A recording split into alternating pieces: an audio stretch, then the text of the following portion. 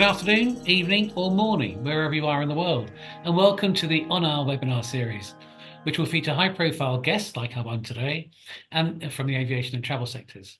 This series is to find out about the individual and how they have arrived at this point in their career, and learn more about their ups and downs on their journey to it, and also hopefully get some funny stories from along the way. This is our first webinar, and we'd like your questions, which we've all had time for a bit later on towards the end of the session.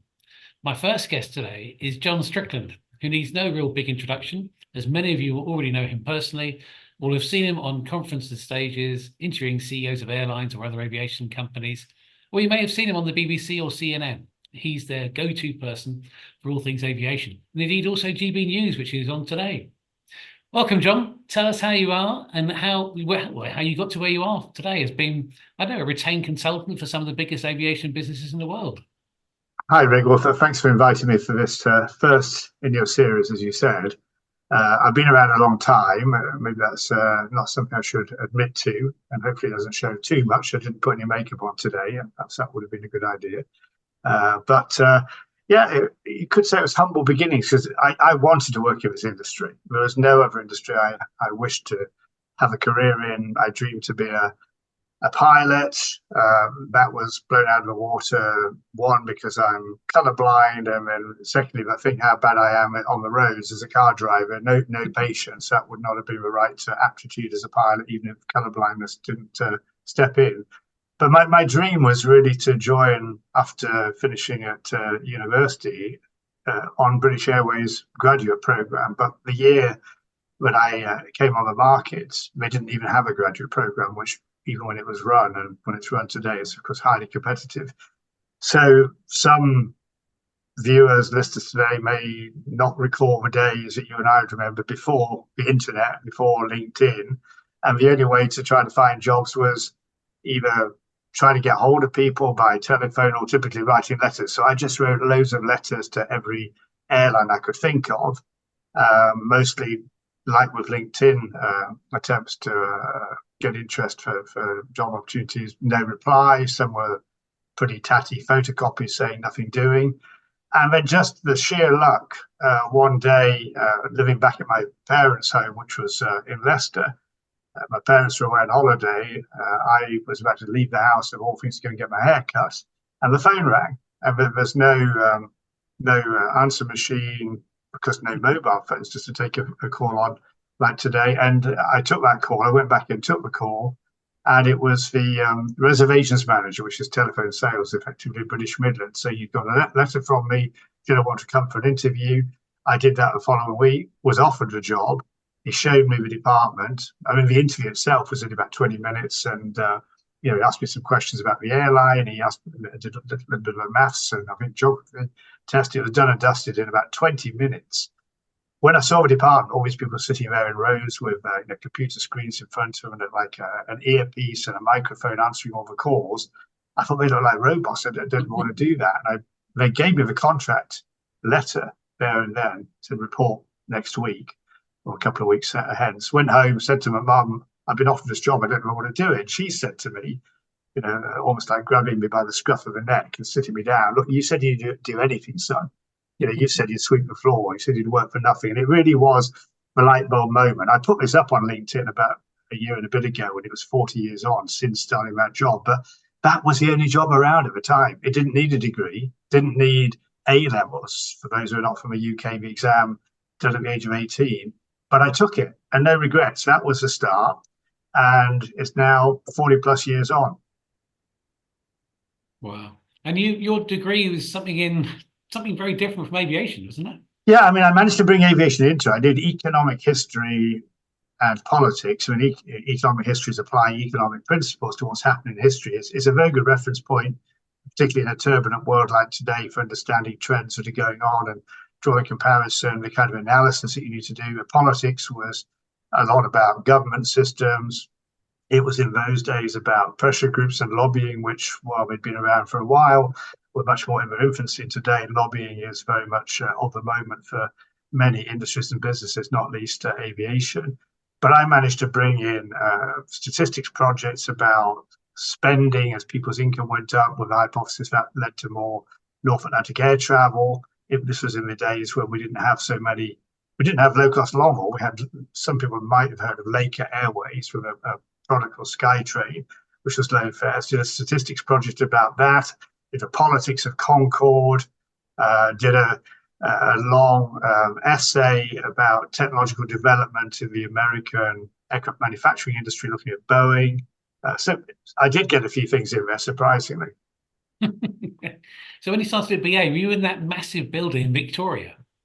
No, I mean, I came to BA a few years down. This was one of the twists of fate that I think have happened in my career, be unexpected. And I think anybody who tells you they have a career, especially when looking back over a period of time, that went exactly as planned, I don't believe it. I mean, I could tell you that story, and it might, even to somebody who doesn't know me, might sound all plausible, but things that happen at random. So I worked for another airline called British Caledonian, based at Gatwick. In the mid 1980s. They were bought in 1985 by British Airways, and BA seemed to think anybody who had a commercial job function should be in sales. And I was in revenue management and market analysis in British Caledonian. And I didn't want to be a salesperson. I didn't see that was a role that would be something that I'd be suitable for, but I sort of didn't want to do at a personal level. And we actually had a visit from BA's bosses of network planning, the planning of a fleet and where aircraft go and which aircraft on what route and what are the market dynamics. Came down for a meeting of my then bosses at British Caledonian. And I could just make a simple point. I went up and said hello to these guys and said, what does your department do? They told me, they invited me to go to Heathrow for a look. And I went there and I thought, this is a dream job. I would love to do this job, working out what to do with the aircraft in the fleet. And the guy, again, he's retired now, of course, but still around, Bob Lee, said to me, well, do you want to come up and shadow until this merger is completed? No obligation on you to take the job, nor on me to give it to you. But I did want that job and he did give it to me. So I worked in what was then BA's head office at Hatton Cross, where their maintenance area is today. That building's long since been demolished. It's called Speedbird House, not like the more glitzy waterside that they have today. So that's where I began, BA head office. It was a time when BA could truly claim to be the world's favourite airline. It wasn't long after it had been privatised by Margaret Thatcher. It was really its heyday compared to a much more competitive world. So an exciting time to be there. And I thought I'd stay there the rest of my career, but I didn't. As a choice, I left about 3 years later. But it seems to me that you could have just stayed at that level, but you propelled yourself up and said, no, that's what I want to do. And off you went upstairs and then shadowed. And say that, takes. Well, yeah, I mean, I wanted to move into management. I was an analyst, a network planning analyst in BA, and I applied for a number of management jobs there. But I think the challenge in many large organizations, I mean, maybe even more so today when hierarchies are being cut, layers are being cut, is larger businesses maybe have more posts open, but because of their sheer size, many more people apply. And the kind of strictures and conditions placed on applicants can be so great. You could just apply and not get that job because you're just not quite the right credentials. Maybe 50, 60 people could apply for a job, let's say, at that time, and somebody just got the right experience or just knew the right person and got it. And maybe mentioned as well, I mean, people go to job interviews and perhaps maybe more difficult today, they do them online. But the things that you hear, the excuses about why somebody hasn't got a job. I think there was one job I went for in BA at a management position that I didn't get. And I think the only feedback I got later was he had stubble. I mean, today it's pretty well, it's a fashion statement to have stubble. I did try to have a shave today to look neat and tidy, but I thought, that's ridiculous. That's ridiculous. What about the person's skills and what they could do? But no, so I didn't reach that management position there. Fate stepped in then, and a colleague of mine, a British Caledonian who hadn't gone to BA, called me about a management position at a regional carrier called Air UK, based at Stansted, which at that point wasn't known in the way it is today. And I had an interview for that position, an interview actually held in a pub in Buckinghamshire, and again was offered that position, and then had to really do a lot of soul searching. Do I want to leave this glamorous world of British Airways, the world's favourite airline, head office, wonderful travel concessions, and go to Air UK? But it was a smallish regional airline, not particularly flying sexy routes. KLM had a small stake in the company at the time, and I the remember, yeah. mission was to feed them at Amsterdam. But I took that decision and went to Stansted and joined Air UK, which subsequently became KLM UK, and that was the start of my career at a management level. And it was a good place to be because you're a bigger fish in a smaller pond. So I could have waited for years and got nowhere, perhaps at BA, but I took that step. And out of interest, I mean, I really think the industry has a problem with being very siloed, and I'm not into that at all. I'm interested in the whole business. I'm not a pilot, but give me a chance to ride with pilots, as you could do more easily in the past on the jump seat, I would do it. Go look at an aircraft being taken to pieces for a major maintenance check in the hangar. I'd love to look, be out on the ramp with a flight dispatcher, chat to the crew of the galley. I like the whole business. So you can do that more easily in an airline the size of Air UK. And I had what for me was important to link with a major airline because we worked closely with KLM. I regularly had to go to Amsterdam to KLM's head office. So I still got a fix of that big company culture without having to be submerged in it. Mm. And what were you actually doing at Air UK? What was your...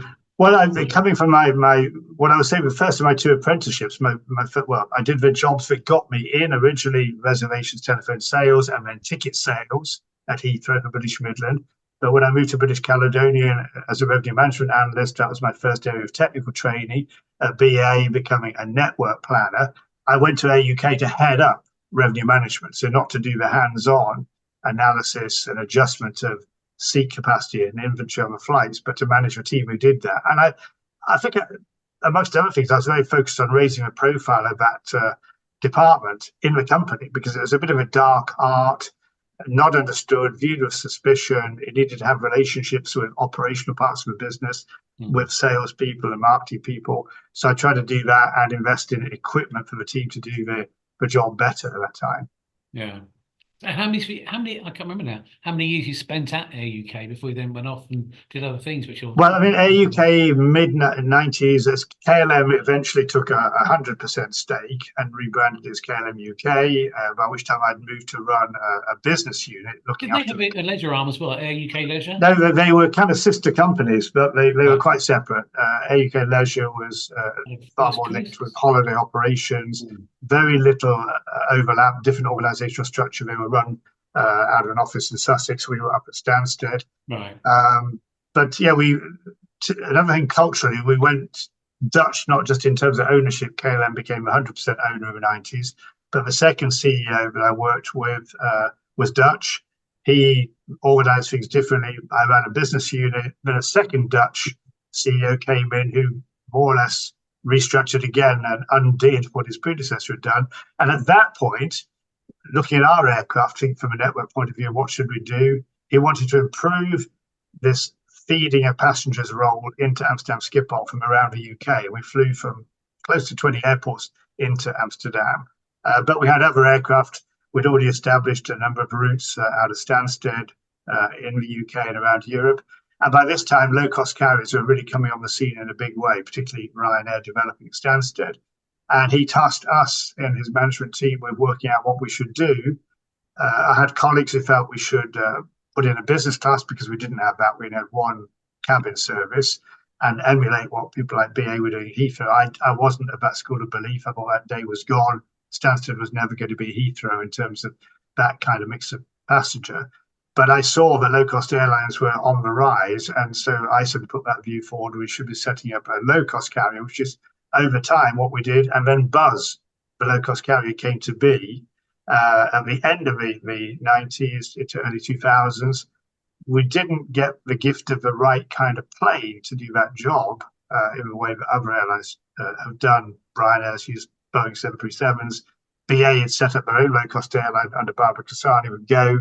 They had 737s. We had A320s, wasn't it? Well, no, we had four-engine, the British Aerospace 146, which is not the right vehicle for that. Too small, too expensive per cost of producing a seat compared to those other aircraft, including A320s. Yeah. And then fate stepped in again. I mean, I was doing the role in that new company and enjoying it. And then one day along came Ryanair, who bought the airline. And they literally bought the AOC, the airline operating certificate, and kept a minimum number of post holders that were required to respect that AOC. and everyone else had to go.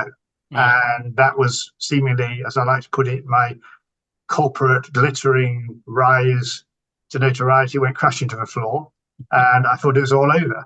But a colleague in the industry said to me, "Why don't you do a bit of consulting while you're looking around?" And I'd sometimes thought about consulting, and we used a very large consultancy in the process of setting up Buzz. And I thought, well, I can't be what I would call a consultant clone.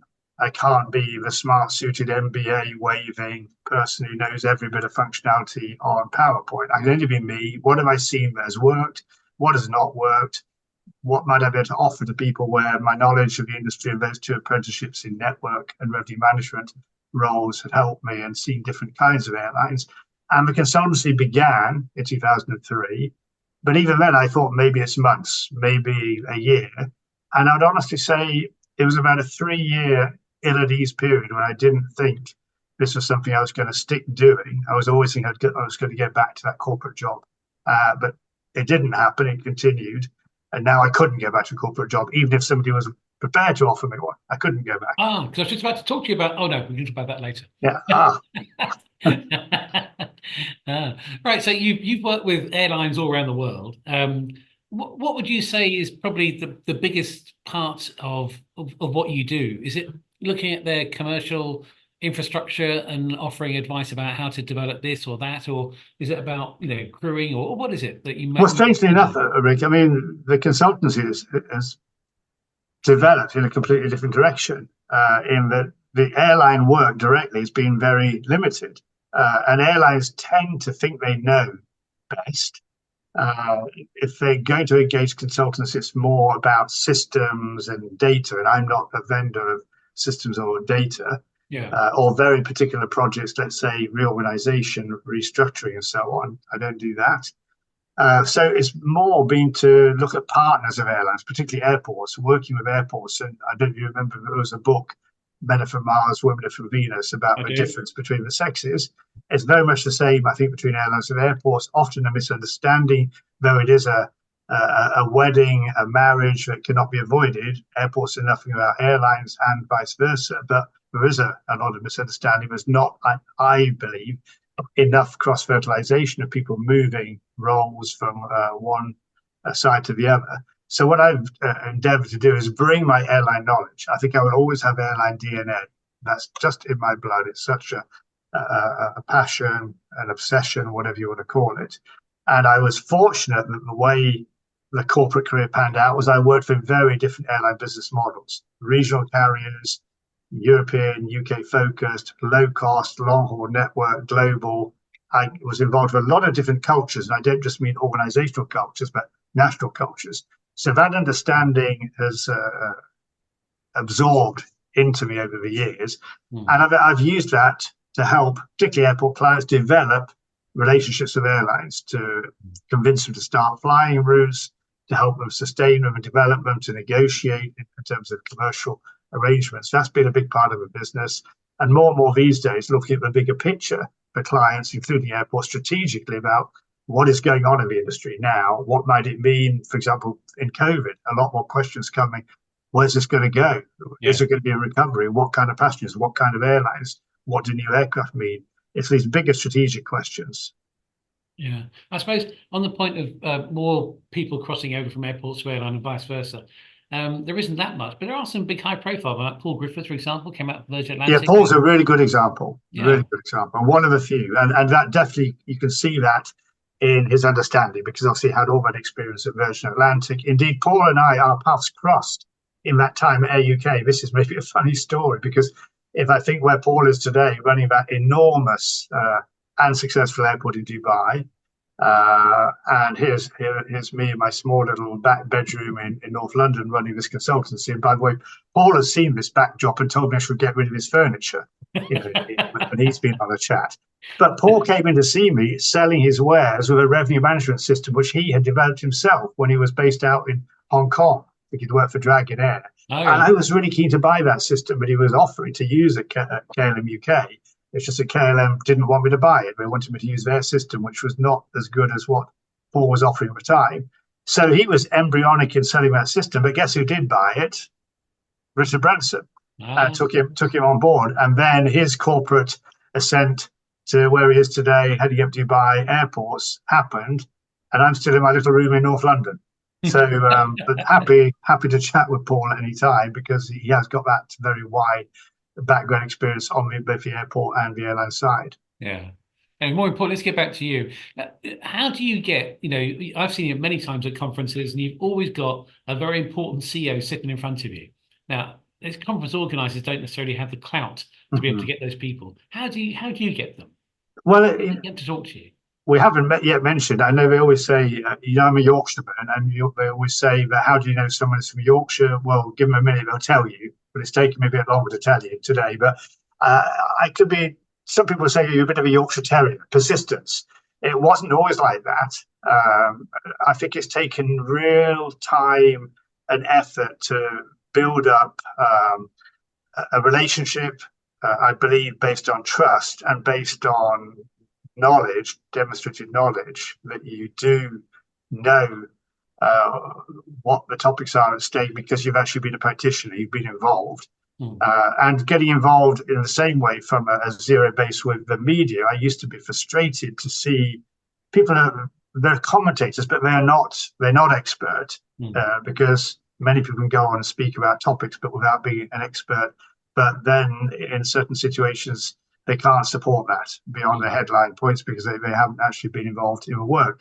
So partly being involved in progressively more in media. So I'm sure many of these airline leaders saw me repetitively to the point of boredom as they traveled around the world and stopped in hotel rooms and saw that same Yeah. face coming up again and Hmm. talking, hopefully with some credibility. And more became willing to open doors. And so you're only as good as your last contact or your last interview. You can't get complacent. You can't rest on your laurels. So it's been a long, slow process. It's a process that continues all the time. To get to the point of having a very interesting person on stage does require building up trust and building up a rapport in the interview as well. Because what I don't want to do, I'm never going to be somebody firing quick, aggressive questions. That's just not my style. But nor am I the kind of person who just wants to sit there, blindly listening to somebody giving out public relations messages about how good we are and how great. I want to go through detailed topics, and I know what cannot be asked. I know there are things that are commercially, confidentially off limits or market sensitive, and that cannot be touched on without worries about share price implications. But I do know what is important to talk about and try to encourage people to go as far as they will on something that people might wish to hear, but Hmm. doesn't infringe and respect that need for confidentiality. So it's Yeah. been a slow process, but I would never have had that opportunity to meet this variety of leaders in our industry had I not become independent. There's just no other way. I would have been much more narrow in one corporation. So back to your point about working for airlines, the airline work is limited, but I am an addict, so I get my fix by talking to airlines on behalf of other clients, like airports, and getting to sit there and ask the questions I ordinarily would like to ask and get answers to from these leaders in a conference interview situation. Yeah. Well, I have to say, I share your addiction to both airports and airlines. That's I'm good to gonna hear. be, Good to hear there's another junkie out there. yes, there is. Yeah, I have been moved along from the end of our own way. But anyway, more going on. But what about going forward? What's next for John Strickland? Who knows? Who knows, Rick? I mean, I must admit, when COVID came along, like many of us, the industry was on its knees. And I thought, well, as my time in the industry extends, there are people who said, well, are you going to retire, John? And it was, especially being independent, it was something I didn't actually know. I hadn't really thought about it massively. Um, I had friends who maybe had corporate careers who stayed in one place for a long time, some of whom had decided to wind down. And I mean, you're dealing a lot more with people in corporate positions, of course, in the nature of your work. And many, many opportunities come that way. I think that was not going to be the best fit for me. Probably it was good that midway through my career that unexpected twist of Ryanair buying Buzz came along and kicked me out of the corporate environment. Maybe I would Yeah. have become more frustrated. So when COVID hit, the industry was on its knees. I thought, well, I'm at the later part of my career, whether I like it or not, but who knows how long later can last. There's so many variables, your health, global external factors, who knows. But as I began kind of getting into a routine of like daily walks, when we were permitted to go out, what was it, an hour a day during a pandemic, it was definitely my time of reflection, which it still is. And I thought, well, I don't want to stop, and if I'm not forced to, it was only when I was confronted with that possibility, and it wasn't my choice, I came to realize I didn't want to stop. I thought the industry is on its knees. It needs people like myself who've got experience, who've seen many of the tough things we're now facing in different contexts, who could draw reference on that. So I'll stay. And the work didn't dry up. Certainly I did lose one or two clients along the way. Others stayed. And new ones came along with different kinds of questions because of that pandemic and what it was doing to the industry. And thank goodness that's behind us. And let's hope we don't see another one in the lifetime of anybody who's joining us on this this chat today. But there's plenty of geopolitical challenges, so we just have to travel, hopefully. And I'm just very, very interested. It never ceases to amaze me when the unexpected comes along in terms of assignments. I've done things even so far this year I didn't know about when the year began.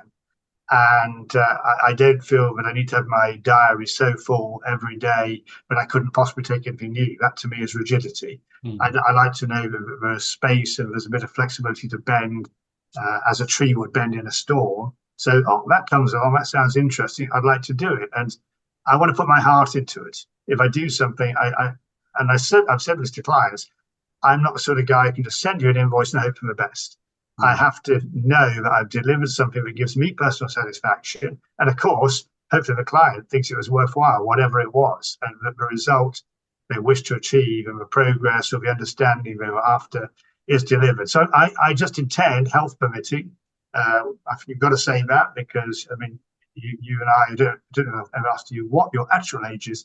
Rick, I'm not going to put you on the spot now, but we're similar. I mean, it must be similar.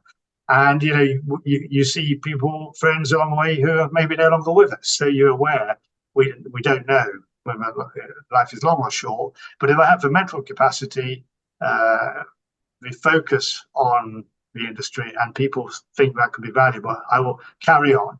But maybe changing in emphasis from what it was in earlier years. But you're also giving back, aren't you? You're building up your mentoring program. Well, that's good that you mentioned it, because that's really what I was getting at there. I mean, it's a change in emphasis. I mean, we all, I think, sometimes I'm asking people more and more what they kind of perceive about the state of the world. And, the industry went to hell and back of the likes we'd never seen before with COVID. But the geopolitical tectonic plates are just incredibly unpredictable and volatile right now, with political changes around the world, conflicts around the world. It's a tragic situation for humanity. And one thing I would say, it's just as well this isn't officially a job interview, because we don't know who's listening in, Rick, but I would say, yeah, I'm a control freak and I can't control the world. I'll write that down. Yes, I can't control the world any more than any of us can. And so that it can get you down. You think, well, I can vote, but I can't determine more than that. And I'm not a political lobbyist, despite having studied politics. I'm not out there protesting on the streets every day with banners. But again, fate stepped in, as these job changes did over the years of mergers and takeovers of the unexpected, at the time least expected. I've done lectures over the years. Even in my corporate life, I would be going to universities such as Cranfield, then University of Westminster came along, and Coventry University, asking me to do lectures about some of these technical disciplines to their students. And I always truly enjoyed it, because the audience is there not because they're forced to, but because they want to be there. They're also passionate about the industry. Students would often ask questions or come up to us afterwards for a chat. Some would ask maybe for help with a thesis for writing. And I thought, I'd like to do more than this. I'd like to talk to some of these next gen people, Gen Zs, whatever you want to call them, because people helped me along the way. People helped me, gave me breaks, trusted me with incredibly challenging work. If I look back, I mean, how did they ever ask me to do that job, especially in the early years in places like British Airways and network planning? So I found through LinkedIn and with those interviews I do being around, which people seem to broadly like watching these interviews. They're quite long, but doesn't seem to put people off. And so I was getting approached by a number of people, and that's resulted now that I have a group of about 6 or 7 mentees. They're in different countries, different nationalities, different backgrounds, different stages of their career, typically aged in their 20s to 30s. I really enjoy talking to every one of them. The conversations are all different. And what is important is, much to my surprise, they think I can add something of value. I can help them in some way and give them advice career wise for aviation. But I learn.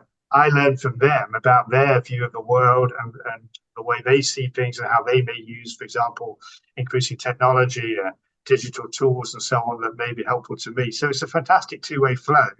And what is amazing in that is there's no sense of age being relevant. As I began to get approaches, I thought, well, what if I end up patronizing these young people, and treating them like some, old timer who always knows best? And what do they think I'm some old has-been? But it doesn't seem to work like that. We just have a dialogue, which I think is, apart from enjoying it, it's a respectful, equal dialogue.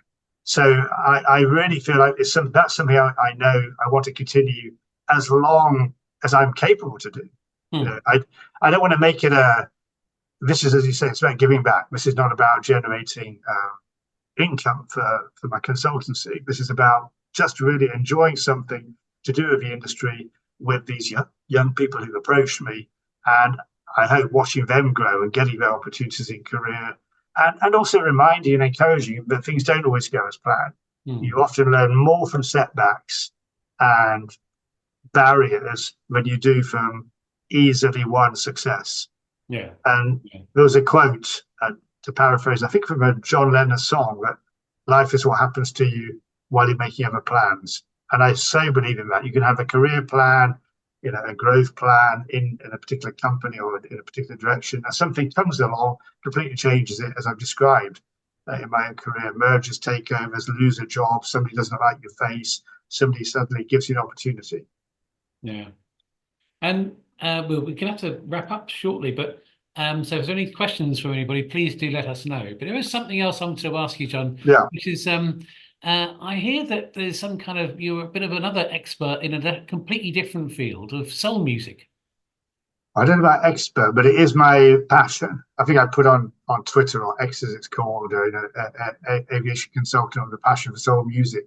So I wish I had the breadth and depth of knowledge of that as I think I managed to acquire in my own industry. But there, I would say I'm a disciple to some members of the audience might have heard of him, a DJ in the UK called Robbie Vincent, who has been around certainly since the 1970s on radio, playing soulful black music. That's my music. I mean, I have a relatively eclectic taste in music, but soul, funk type music is absolutely my chosen genre. I was even lucky enough once, and Robbie Vincent still does a program on the radio station Jazz FM.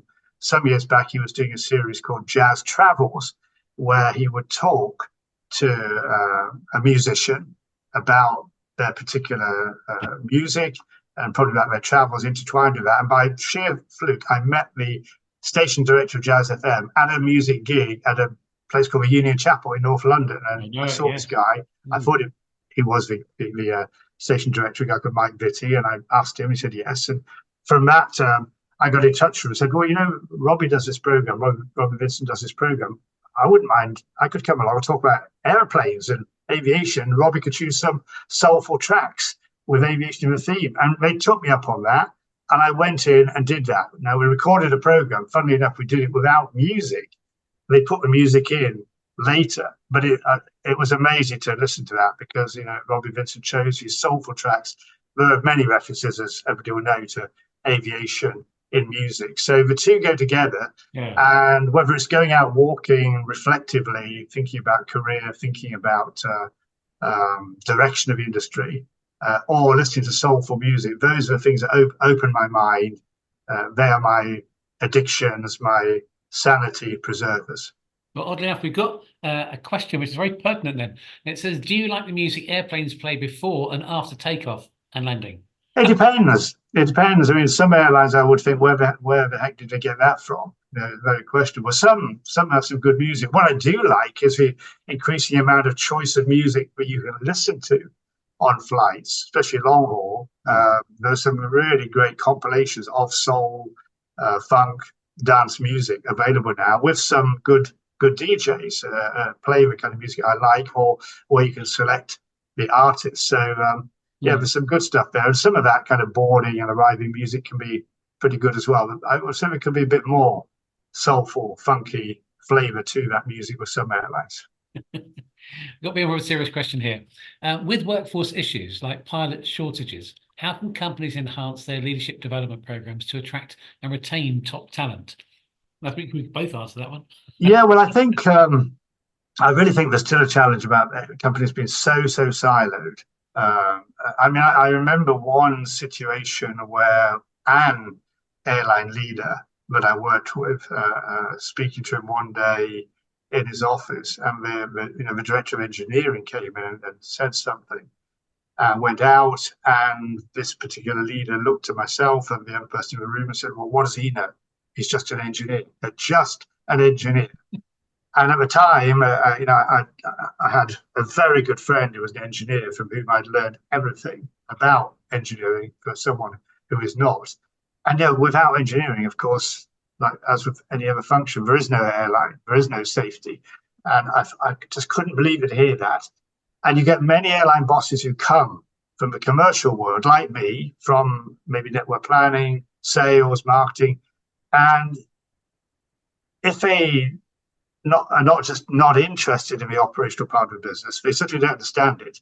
If you look at somebody like Willie Walsh, when he was head of IAG or BA, was a pilot, so very much understood the operational side of the business, still does.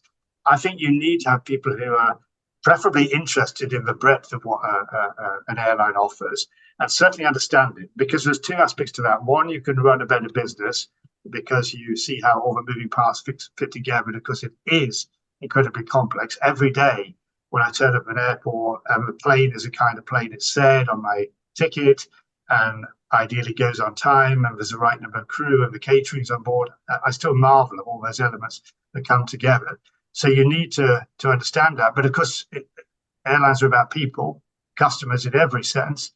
So understanding people and very cultural different behaviours within work groups, as well as between national or corporate cultures. So people skills, I think, are becoming more and more important.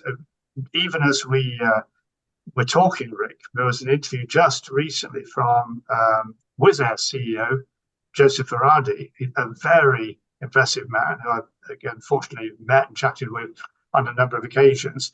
And in the interview, I think it's in the FT, he talks about the number of redundancies that Wizz Air had during COVID, which he regrets because he hadn't factored in the impact that would have on morale. He just looked at it as a financial transaction, that the morale of those who have left was so badly dented. To get that back again has been a massive effort. He said it's a mistake we won't make again.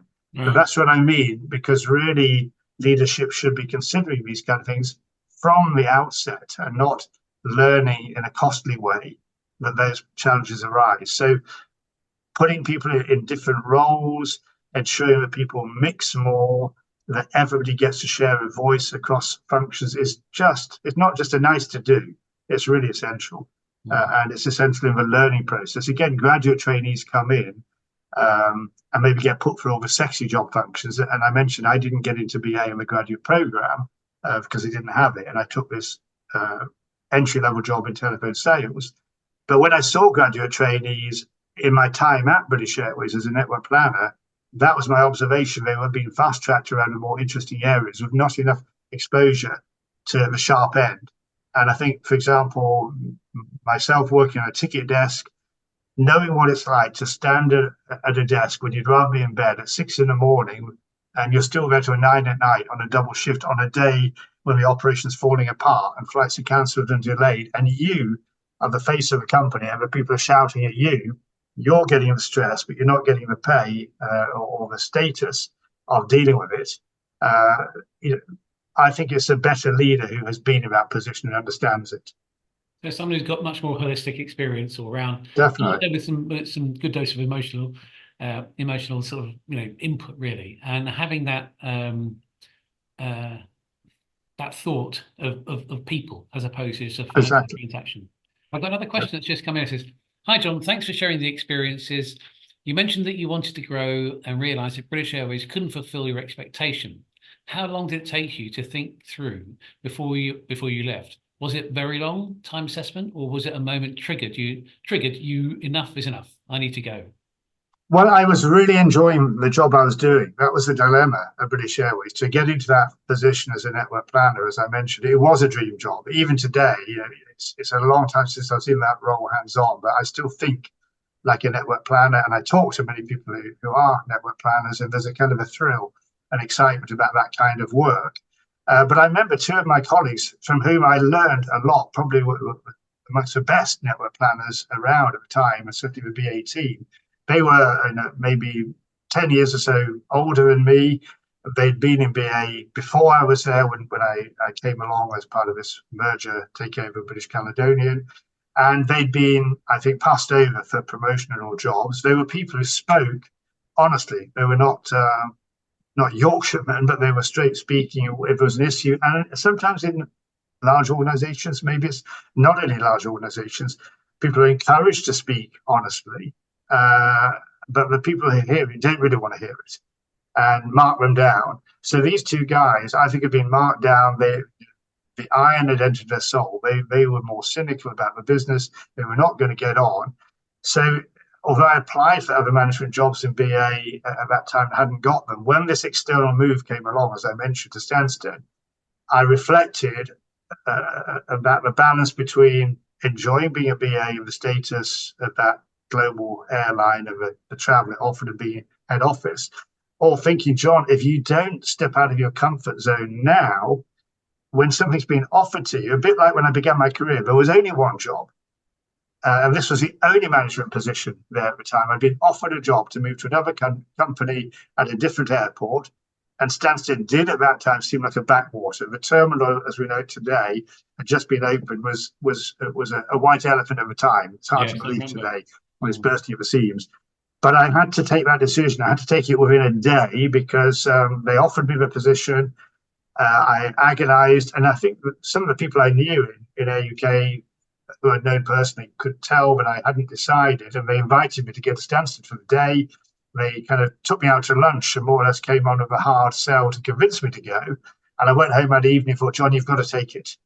If you get stuck in a rut, you may enjoy your job now, but if you don't progress, or you get somebody above you who you don't respect in terms of their competence, you'll really regret the day that you didn't take this chance. So I went in the next day and resigned, and it was tough to do that, but it was the right thing to do. So some agonizing, but it moved me in a completely different direction. Mm-hmm. Brilliant.